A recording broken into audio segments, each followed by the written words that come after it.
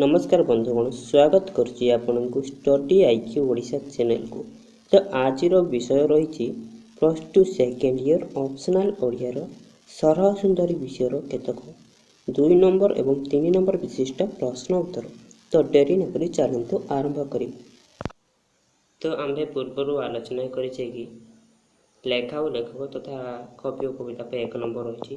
तो ठीक से ही सरह सुंदरी कविताटी कवि अच्युतानंद दास द्वारा रचित हरिवंश काव्यर तृतीय खंडर प्रथम अध्याय संगृहित तथा गृहित तथा आनीत जेकोसी जेतुरी भी लिखला हो मुझा पुणी थर कहीदे यह मुझे बारंबार कहबी ना। सरह सुंदरी कविताटी कवि अच्युतानंद दास द्वारा रचित हरिवंश काव्यर तृतीय खंडर प्रथम अध्याय गृहित। एठारे कवि वर्णना कर सरह सुंदरी रात्र 2 घड़ी समय नंदघर आसी मिलता मिसी बुझीपारे। प्रथम नंबर प्रश्नर उत्तर। द्वितीय नंबर प्रश्न रही सरह सुंदरी देखा किपरि थिला ना कवि वर्णना अनुसार पूर्व लिखे कवि और कविता विषय लिखिए मुझे पूर्व कहदेसी लिखे कवि वर्णना अनुसार देह श्यामला दंत विहीन मुख पक्व केश रही बुझीपारे। टिके लिखे एक मार्क के लिखे बास चलो। परवर्ती प्रश्न रही सरह सुंदरी हस्तर कि अलंकार परिधान कर। सरह सुंदरी हस्तर कंकण और सुवर्ण बाहुटी परिधान करथिले बुझीपारे। वर्तमान आमे 2 मार्क विशिष्ट प्रश्न आलोचना करुचे बुझीपारे। 4 नंबर प्रश्न रही सरह सुंदरी केउ रसरे गुणग्राही थिला। केउ रसरे ना सरह सुंदरी नव रसरे गुणग्राही थिला। प्रथम लिखे कवि अनुसार लिखे कवि वर्णना अनुसार बुझीपारे। 5 नंबर प्रश्न सरह सुंदरी कि विद्या जानी थिला। सरह सुंदरी कि नव नाटक विद्यमान जानी थिला। मन दे शुणु नव नाटक विद्यमान जानी थिला जेमिति कहूँ सेमिति लिखु अजथा मुंडरे पुराई अजथा उत्तर लिखु ना भूल हो पारे। क्यों क्यों विद्या जानी थिला ना नव नाटक विद्यमान बुझीपारे। 6 नंबर प्रश्न सरह सुंदरी कहार प्रिय थिला ना गोपी गोपी मानकर प्रिय थिला अर्थात गपपुर नारी मानकर जेते गपपुर नारी थिले समस्त से प्रिय थिला बुझीपारे। 7 नंबर प्रश्न सरह सुंदरी कर्ण और नासरे कि अलंकार ग्रहण करथिला ना सरह सुंदरी कर्णरे दड़की और नाकरे नाकचना परिधान करथिला बुझीपारे। 8 नंबर प्रश्न सरह सुंदरी पादरे कौन पिंधिथिला। कवि वर्णना अनुसार सरह सुंदरी पादरे अलता और ऋणुझुणु शब्दायित नूपुर परिधान करथिला। 9 नंबर प्रश्न सरह सुंदरी कंठरे कौन आवरण करथिला। कंठरे सरह सुंदरी कंठरे विभिन्न रत्नहार परिधान करथिला। 10 नंबर प्रश्न रही सरह सुंदरी गपनगर केमिति रही। सरह सुंदरी गपनगर कहा पाखरे हाथ न पाती रही बहु आह्वान काल कहा पाखरे हाथ न पाती रही। परवर्ती प्रश्न सरह सुंदरी कौन बोली जानी हुए ना कवि वर्णना अनुसार सरह सुंदरी विधवा कि अहियो बा सधवा जानी हुए ना। 12 नंबर प्रश्न सरह सुंदरी कहार चित एठारे चित हम अवहेले रंजी दे पारे। कहार चित ना जोगी जन मानकर चित अवहेले रंजी पारे बुझीपार। आ भांजी पारे कहार चित लय को भांजी पारे कौट पारे ना ब्रह्मचार्य मानकर बुझीपारे।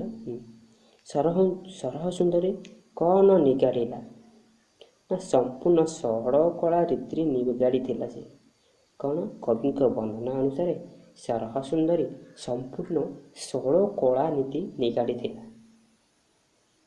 सरह सुंदरी कौन निगाड़िला सरीला।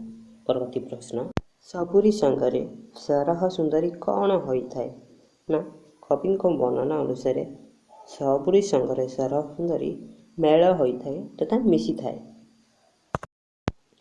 15 नंबर प्रश्न केते घरे सरह सुंदरी ठणा थाए। कवि वर्णना अनुसार 9 लक्ष घरे सरह सुंदरी ठणा थाए। प्रश्न नंबर 16 सबु घरे दूतिका को कौन मन करती ना दैवी विधाता।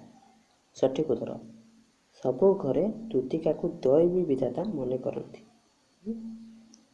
एका दूतिका कौन करिपारे। एका दूतिका 10 दिग को मोहित करिपारे। आमर जो 10टी दिग रही से दिग को ये मोहित करिपारे निजे एकुटिया। बुझिपारे दूतिकार बाणी किए सबू लंघी पारती नहीं ना गपपुर जेते गोपाळुणी अछंती सेमाने केही भी दूतिकार बाणी को लंघी पारती नहीं। देवहरी किपरि पहुड़ुथिले ना उद्यान साही होई। किपरि भाबे कवि वर्णना अनुसार देवहरी उद्यान साही होई पहुड़ी थिले। बुझिपारे 20 नंबर प्रश्न पृष्ठ कहार मुखपान बोली कह जाइछि। कहार ना देवादिदेव महादेव तथा ईश्वर एमती लिखिए। देवादिदेव महादेवंकर मुखपान बोली कवितार कह जाइछि। एमती भी क्वेश्चन आसीपर देवादिदेवंकर मुखपान बोले क्या कह जाइछि। कृष्ण को बुझिपार किए किपरि भगवान भेट पाइले। किए ना गपनगर समस्त नर नारी माने सत् भाव कृष्णकर दर्शन पाइले। श्रीकृष्ण किपरि दश हेले। किपरि दश हेले सहचरी मुख को चाहे। सहचरी किए ना आमर सरह सुंदरी। सरह सुंदरी मुख को चाहे। बुझिपारे श्रीकृष्ण को चाही दूती आनंद रे कौन कहला। कौन कहिथिला ना निस्तरिली बोली कहिथिला। देखुते कहिथिला निस्तरिली बोली केमती लिखिबे श्रीकृष्ण को चाही दूती आनंद रे निस्तरिली बोली कहिथिला। कृष्ण को की पुरुष बोली दूती कहिछि। की पुरुष ना प्रथम पुरुष बोली कहिछि कि ना कलपाधि पुरुष। सठिक उत्तर कलपाधि पुरुष बोली कह जाइछि। कोना श्रीकृष्ण को कलपाधि पुरुष बोली दूती कहिछि। वर्तमान 2 नंबर विशिष्ट 2 मार्क नंबर विशिष्ट प्रश्न सरी जाइछि। वर्तमान 3 नंबर विशिष्ट प्रश्न आलोचना करिबा। चलंतु प्रथम प्रश्न रहिछि सरह सुंदरी रूप सभा की पड़िथिला। तो उत्तर लिखा पूर्व कवि विषय किसी लिखा पड़ो 3 नंबर प्रश्न मध्य। तो यही वर्डटा को आपण मन रखु कह सरह सुंदरी कविताटी कवि अच्युतानंद दास द्वारा रचित हरिवंश काव्यर तृतीय खंडर प्रथम अध्याय गृहीत।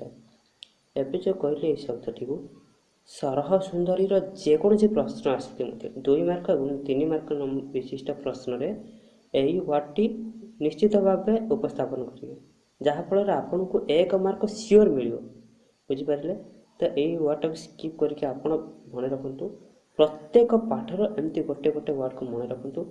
यदि आपन को उत्तर भी जानी ना जदि कवि विषय विषय किसी लिखिं ताल आप 1 मार्क भी पाइपर किसी न आसुले 1 मार्क पाइपर।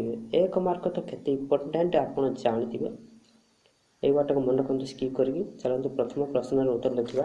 सरह सुंदरी रूपसभा किपरि थिला ना सरह सुंदरी शरीर श्यामल थिला। बयस वृद्ध दंत विहीन मुख पाकिला लंबा बाल थिला। हस्तरे मोती कंकण परिधान करथिला एवं बाहुरे सुवर्ण बाहुटी परिधान करने सहित कर्णरे ताड़की एवं नाकरे नाकचना परिधान करथिले एवं परिशेष से पादरे अलता सहित ऋणु झुणु शब्दायित नूपुर परिधान करथिला। बुझिपारिले परवर्ती प्रश्न सरह सुंदरी की विद्या जानिथिला ना सरह सुंदरी स्तंभन मोहन पश्य आदि उटाचर जानिथिला। अत्यंत चतुरी सहित नवरसरे गुणग्राही थिला। अष्टवर्ग रुधि जानिथिला। विभिन्न नव नाटक मान जानी थाए एवं व्याघ्र भल्लुक और मतगज परी पशु पक्षी मानक ଅବହେଳାରେ ମାତ୍ର କିଛି ବିନା ଦ୍ୱନ୍ଦ୍ୱରେ କଣ୍ଟ୍ରୋଲ କରିଦେଉଥିଲା ଅଥବା ଶାନ୍ତ କରିଦେଉଥିଲା। ବୁଝିପାରିଲେ? ପରବର୍ତ୍ତୀ ପ୍ରଶ୍ନ ରହିଛି, ସରହ ସୁନ୍ଦରୀ ଜୀବନର କେଉଁ କେଉଁ କଥାମାନ କାହାରିକୁ ଜଣା ନାହିଁ? ଉତ୍ତର ଲେଖିବେ କବିଙ୍କ ବର୍ଣ୍ଣନା ଅନୁସାରେ। ସରହ ସୁନ୍ଦରୀର କିଏ ପିତା, କିଏ ତାର ମାତା, କେତେ ଦିନୁ ସେ ଗପପୁରରେ ରହି ଆସିଛି, ସେ ବିଧବା କି ସଧବା ତାହା କେହି ଜାଣିପାରନ୍ତି ନାହିଁ। ବାସ୍ ଏତିକି ଲେଖିବେ। ପରବର୍ତ୍ତୀ ପ୍ରଶ୍ନ, ମାଙ୍କଡ଼ତା ସୂତାରେ ସେ ବାନ୍ଧିପାରେ ମତଗତ, ଏହାର ଅର୍ଥ ବୁଝାଅ। ମାଙ୍କଡ଼ସା କବିଙ୍କ ବର୍ଣ୍ଣନା ଅନୁସାରେ ଲେଖିବେ। ତାପରେ ଲେଖିବେ ମାଙ୍କଡ଼ସା ସୂତାର ଅର୍ଥ ହେଉଛି ବୁଢ଼ିଆଣୀ ଜାଲ, ଅର୍ଥାତ୍ ଅତି ସରୁ ଦଉଡ଼ି, ସବୁଠାରୁ ଦୁର୍ବଳ ଦଉଡ଼ି। ତ ମତଗଜର ଅର୍ଥ ପାଗଳ ହାତୀ। ତ ମାଙ୍କଡ଼ତା ସୂତାରେ ବାନ୍ଧିପାରେ ମତଗଜର ଅର୍ଥ ସରହ ସୁନ୍ଦରୀ ଏପରି ଚତୁର ଏବଂ ସିଆଣୀ ଥିଲା ଯେ ସେ ପାଗଳ ହାତୀକି ମଧ୍ୟ ମାଙ୍କଡ଼ସା ସୂତାରେ ବାନ୍ଧି ପାରୁଥିଲା ତଥା ଅସମ୍ଭବ କାମକୁ ସମ୍ଭବ କରିପାରୁଥିଲା। ବୁଝିପାରିଲେ? ଚାଲନ୍ତୁ ଆଗକୁ ପଢ଼ିବା। 5 ନମ୍ବର ପ୍ରଶ୍ନ, ସେ କାହାକୁ କିପରି ରଞ୍ଜିପାରେ ଓ କାହାକୁ କିପରି ଭାଞ୍ଜିପାରେ ସୂଚେଇ ଦିଅ। ନା, ସେ କବିଙ୍କ ବର୍ଣ୍ଣନା ଅନୁସାରେ ସେ ଯୋଗୀଜନମାନଙ୍କର ଚିତ୍ତକୁ କୌତୁକରେ ରଞ୍ଜିପାରେ ଓ ବ୍ରହ୍ମଚାରୀମାନଙ୍କର ଲୟକୁ ଅବହେଳାରେ ଭାଞ୍ଜିପାରେ। ମନେ ରଖନ୍ତୁ, ଯୋଗୀଜନମାନଙ୍କୁ କୌତୁକରେ ରଞ୍ଜିପାରେ ଏବଂ ବ୍ରହ୍ମଚାରୀମାନଙ୍କର ଲୟକୁ ଅବହେଳା ଭାଞ୍ଜିପାରେ। କନଫ୍ୟୁଜ୍ ହେବେନି, ବିଟ୍ କ୍ୱେଶ୍ଚିନ୍ ମଧ୍ୟ ଭିତରୁ ଆସିପାରିବ।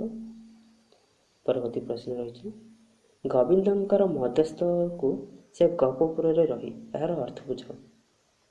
ଗୋବିନ୍ଦ ଅର୍ଥାତ୍ ହେଉଛନ୍ତି ଶ୍ରୀକୃଷ୍ଣ ଓ ଶ୍ରୀକୃଷ୍ଣ ସରହ ସୁନ୍ଦରୀ ଶ୍ରୀକୃଷ୍ଣ ଓ ରାଧାଙ୍କର ପ୍ରେମ କାହାଣୀ ଆଗକୁ ବଢ଼ାଇବା ପାଇଁ ତଥା ରାଧାକୃଷ୍ଣଙ୍କର ମିଳନ ନିମନ୍ତେ ଗପପୁରରେ ବହୁ ଆବହମାନ କାଳରୁ ରହି ଆସିଅଛି।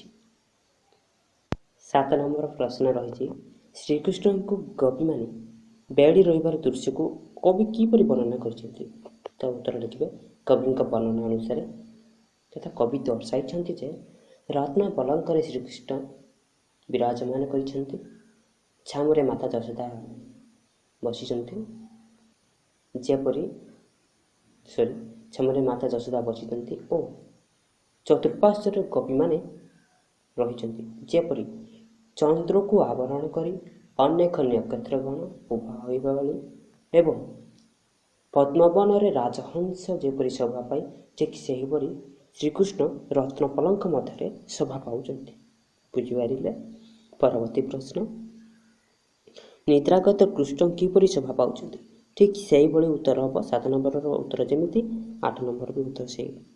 ପରବର୍ତ୍ତୀ ପ୍ରଶ୍ନ, ବିକଚ ପଦ୍ମବନ ଭିତରେ ଯେପରି ରାଜହଂସ ଖେଳେ, କବି କେଉଁ ଉପଲକ୍ଷରେ ଏହି ଉପମା କହିଛନ୍ତି? ସେ ଉତ୍ତରରେ ସେଇ 3ଟା ଆଗ ସେ ଉତ୍ତର ହଉ। ବୁଝିପାରିଲେ? ଶେଷ ପ୍ରଶ୍ନ, ମ୍ଲେଚ୍ଛାଦି ମୁକ୍ତି ନିମନ୍ତେ ହୋଇଛି ଉଦୟ, କିଏ କାହାକୁ କେଉଁ ପ୍ରସଙ୍ଗରେ କହିଛନ୍ତି? ନା, କବିଙ୍କ ବର୍ଣ୍ଣନା ଅନୁସାରେ ସରହ ସୁନ୍ଦରୀ ଶ୍ରୀକୃଷ୍ଣଙ୍କର ମହିମା ଗାନ କରି କହିଛନ୍ତି ଯେ ନିରାକାର ପୁରୁଷ ଓ ଜ୍ୟୋତି ସ୍ୱରୂପ ଅଟନ୍ତି। କିଏ ଅଟନ୍ତି? ନା, ଶ୍ରୀକୃଷ୍ଣ ହେଉଛନ୍ତି ନିରାକାର ପୁରୁଷ ଓ ଜ୍ୟୋତି ସ୍ୱରୂପ। ମ୍ଲେଚ୍ଛମାନଙ୍କର ମୁକ୍ତି ନିମନ୍ତେ ସେ ଧରାପୃଷ୍ଠରେ ଅବତରଣ କରିଛନ୍ତି। ତ ଭିଡ଼ିଓ ଦେଖିଥିବାରୁ ଧନ୍ୟବାଦ। ଯଦି ପସନ୍ଦ ଆସିଥାଏ ତାହେଲେ ଗୋଟେ ଲାଇକ୍ କରନ୍ତୁ ଏବଂ ତା ସହିତ ଆମ ଚ୍ୟାନେଲକୁ ସବସ୍କ୍ରାଇବ୍ କରନ୍ତୁ। ଏଇଭଳି ଭାବେ ମୁଁ ଆଗକୁ ଆହୁରି ଭିଡ଼ିଓ ପ୍ରସ୍ତୁତ କରିବି, ଯାହାଫଳରେ ଆପଣ ଭିଡ଼ିଓକୁ ଶୀଘ୍ର ଦେଖିପାରିବେ। ଆଜି ପାଇଁ ଏତିକି। ନମସ୍କାର।